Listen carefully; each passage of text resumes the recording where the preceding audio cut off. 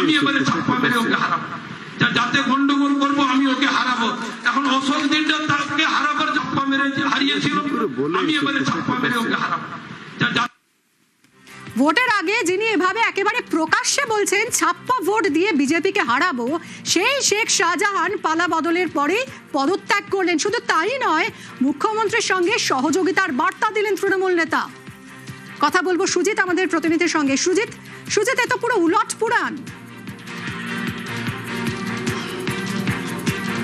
দেখো, নদীর ওপারে গতকালই দেখেছিলাম ফলতা, আমাদের ভৌগোলিকভাবে পূর্ব মেদিনীপুরের ঠিক উল্টো দিকে নদীর ওপারে কিন্তু দক্ষিণ 24 পরগনা ফলতা, সেখানেও যেমন দেখেছিলাম বাঘ ছিল এক সময়ে জাহাঙ্গীরকে পালিয়ে যেতে ভোটের ময়দান ছেড়ে।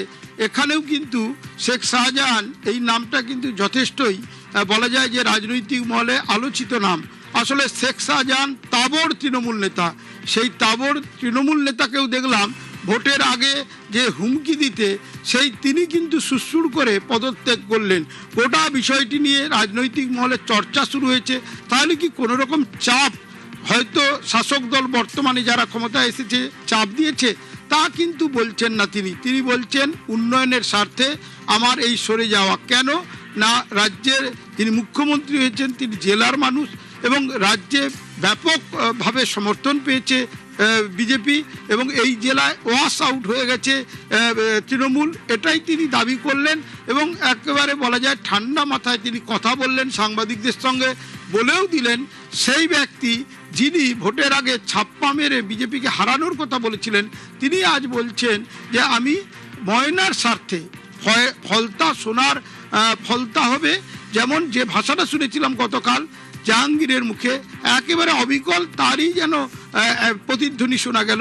তিনি বলছেন উন্নয়ন হবে, উন্নয়নের স্বার্থে তার সরে যাওয়া। তাহলে উন্নয়নের স্বার্থে কি বিরোধী দল থাকবে না? তা তো হতে পারে না। তাহলে কি আলাদা কোনো কারণ আছে? আসলে রাজনৈতিক মহল বলছেন যে যখন ক্ষমতায় ছিল তৃণমূল তখন এমনভাবে এদের কথাবার্তা শোনা গেছে, তার ফলে যে একটা জনরোষ বা ক্ষোভ রয়েছে তাদের বিরুদ্ধে, তার থেকে বাঁচতে এটা সিদ্ধান্ত, এই সিদ্ধান্ত এমনটাই বলছে। শুনবো আমরা কি বলেছিলেন প্রকাশ্য সভায় দাঁড়িয়ে ভোটের আগে শেখ শাহজাহান। হারিয়েছিল, আমি এবারে ছাপ্পা মেরে ওকে হারাবো, যাতে গন্ডগোল করবো আমি ওকে হারাবো। এখন অশোক দিনটা তাকে হারাবার ছাপ্পা মেরে হারিয়েছিল, আমি এবারে ছাপ্পা মেরে ওকে হারাবো, যাতে গন্ডগোল করবো আমি ওকে হারাবো। সুর বদলে মুখ্যমন্ত্রীর সঙ্গে সহযোগিতার বার্তা।